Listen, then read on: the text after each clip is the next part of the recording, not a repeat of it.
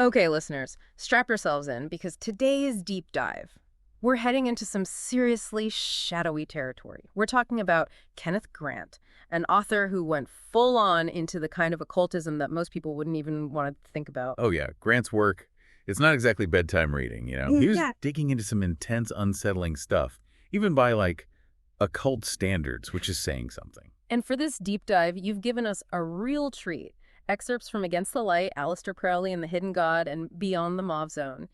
Each one, it's like cracking open a door into this world of, I don't know, cryptic symbols, rituals, and a whole lot of taboo stuff. What's wild about Grant is that he didn't just read about this stuff. He was initiated into actual esoteric orders, claimed to have some, let's just say, intense personal experiences with, well, the unknown.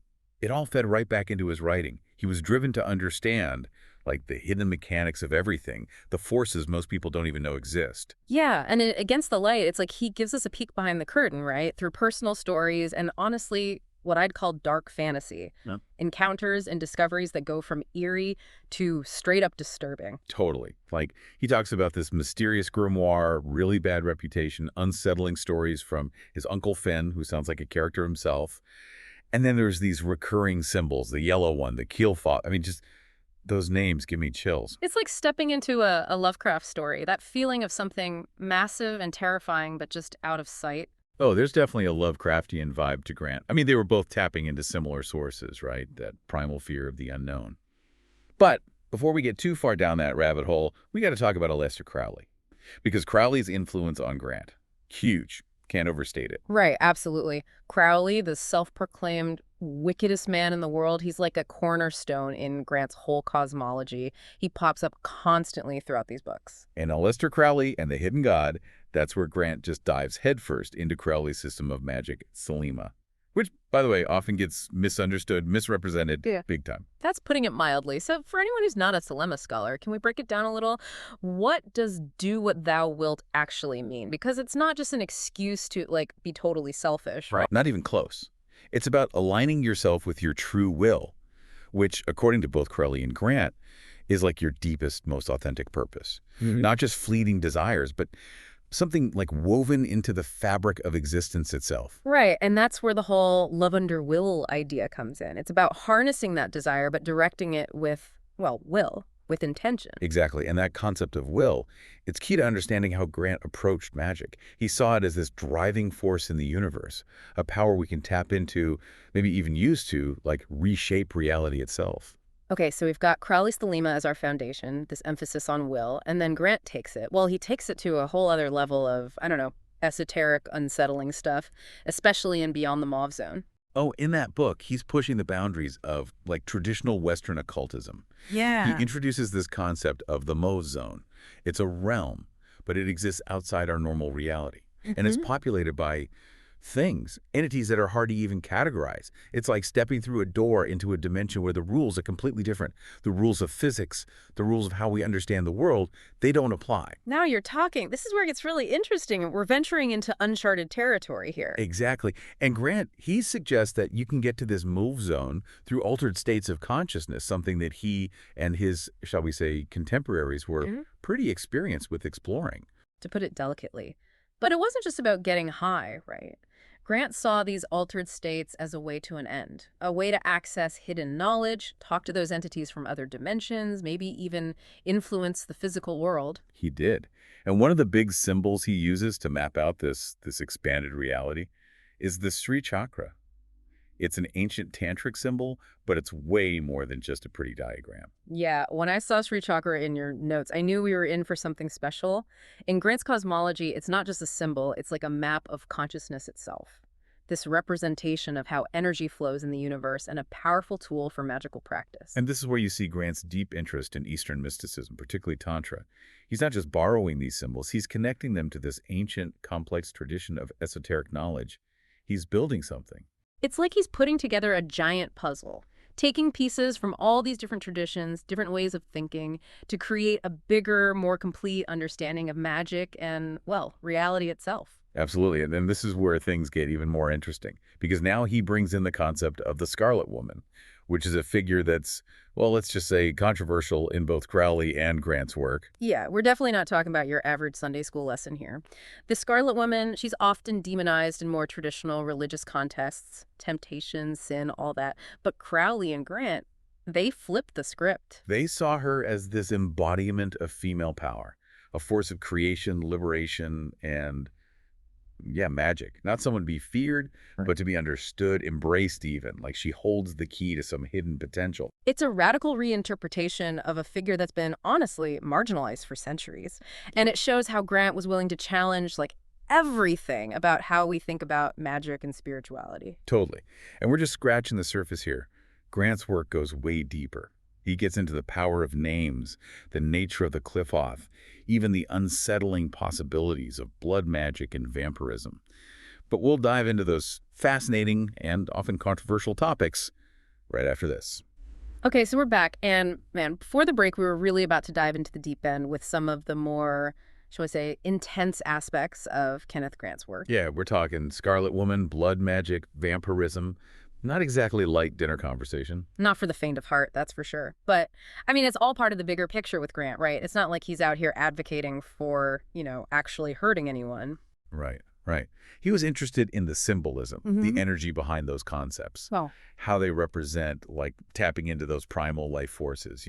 so less about literally draining someone's life force and more about, like, the principles of energy, how it can be manipulated, transformed, all that. Exactly. Take blood magic, for example. It's got this dark reputation, right? Associated with, like, evil practices in a lot of traditions. Yeah. But Grant, he was looking at blood as this potent symbol of life force, vitality. Yeah. And he connected that to the Qliphoth, which, we talked about earlier, those sort of like shadow forces in Kabbalah. Right, the flip side of the tree of life, the stuff most people try to steer clear of. Exactly.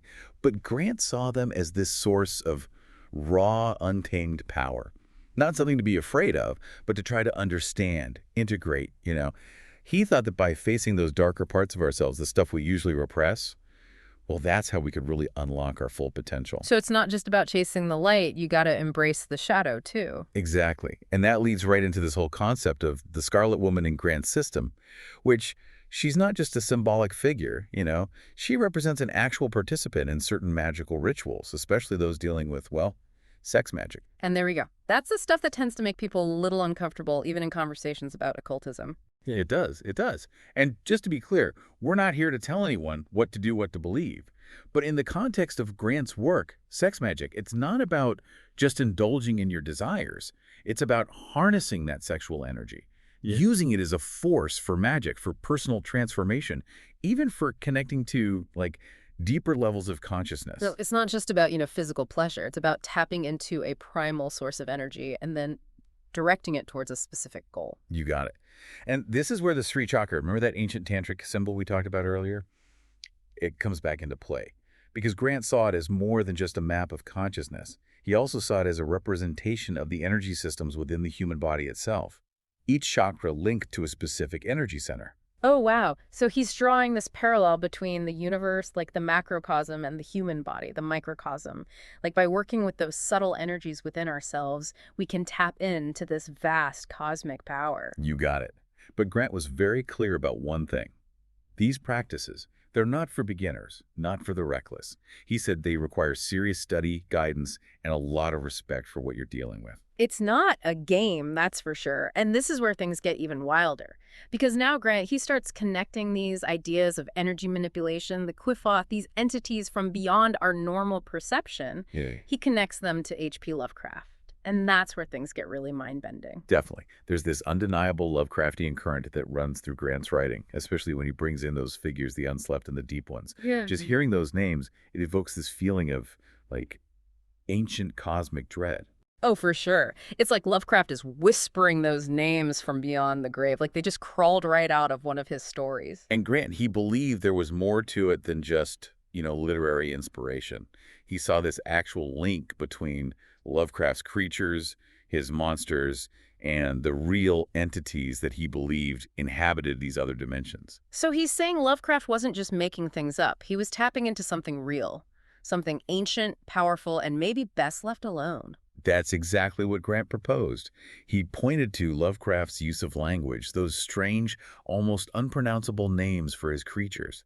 They feel like they're clawing at the edge of your mind. Grant, he thought those names weren't random. They were keys Keys to what, though? to those hidden realms, ways of resonating with them, maybe even creating some kind of contact. So Lovecraft, he's accidentally opening a channel to these entities through his writing, and Grant's saying we can do it intentionally through magic. Exactly. But he was also really serious about the risks involved. We're talking about forces beyond our understanding operating on a completely different level. He believed that trying to contact them, to work with them, Hmm. it could be incredibly dangerous, like lead to madness or even worse. Definitely not something to try at home, folks. So, with all that in mind, what would you say is the biggest takeaway from all of this, from Grant's exploration of these, dark, intense concepts?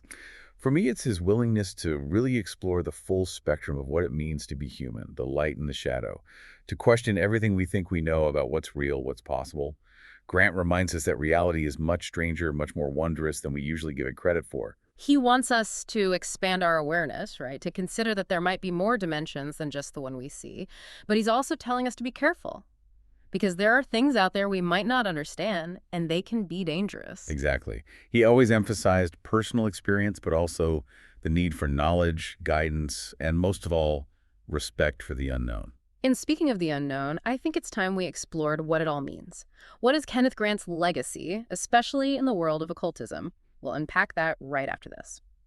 All right, so we're back, and I gotta say, diving into Kenneth Grant's world is like, well, it's like stepping into one of those Lovecraftian stories he was so drawn to. A little creepy, utterly fascinating, and you never quite know what's lurking around the corner. It really is.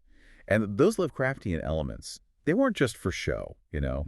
They were central to his whole cosmology, especially those entities he called the unslept and the deep ones. Yeah, those names, man, they just send chills down your spine. And for Grant, they weren't just like cool monsters. He believed they were real. Totally. Real and incredibly powerful, dwelling in those realms just beyond our grasp, the ones we've been talking about. Mm. And this is where it gets really interesting because Grant believed that humans could actually interact with these entities, work with them. Work with them. You mean like form some kind of alliance? Yeah, in a way, but not control them. That wasn't how Grant saw it at all. It was more about like collaboration. Yeah. But as we said, not without risks. We're talking about forces beyond our comprehension, right? And that's where the whole idea of magic comes in. Grant believed that through magical practices, through really understanding these forces, how they interact with our own minds, well, that's how we could potentially bridge that gap. But as you said, not without risks. These aren't like friendly cosmic buddies waiting to lend a hand. Exactly. Grant was very clear about that.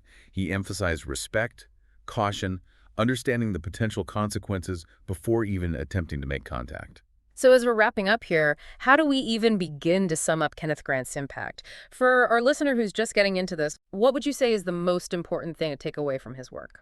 Honestly, it's his sheer willingness to explore, He didn't shy away from the darkness, the stuff that makes most people uncomfortable. He went right for it, head on. And he did it with this incredible depth of knowledge, drawing from all these different traditions, weaving them together into something new. He makes you question everything, like what is reality even? What is magic? What are we capable of as human beings? Exactly. He reminds us that there's always more to learn, more to question, more to explore. And maybe, just maybe, those answers are hidden in the shadows and the places we're often too afraid to look. And he lived that way, didn't he? This wasn't all theoretical for Grant. No, not at all. He claimed to have experienced these forces firsthand. He Yeah. walked his talk, and he encouraged his readers to do the same, but with a whole lot of caution and respect for what they might encounter. So for our listener today, what's the most important thing to keep in mind as they delve into Kenneth Grant's work? His writing, it's full of doorways. Doorways to different ways of seeing, different dimensions, different possibilities. But we have to decide if we want to walk through those doors. And if we do, well, we better be prepared for what's on the other side. It's a journey, that's for sure. One that requires a lot of courage, a lot of curiosity, and a willingness to face the unknown. And as we've seen with Kenneth Grant, the unknown can be terrifying, exhilarating, and often both at the same time. Thanks for joining us on this deep dive into one of the most challenging, thought-provoking figures in modern occultism. And until next time, keep exploring, keep questioning, and as always, be careful what you wish for.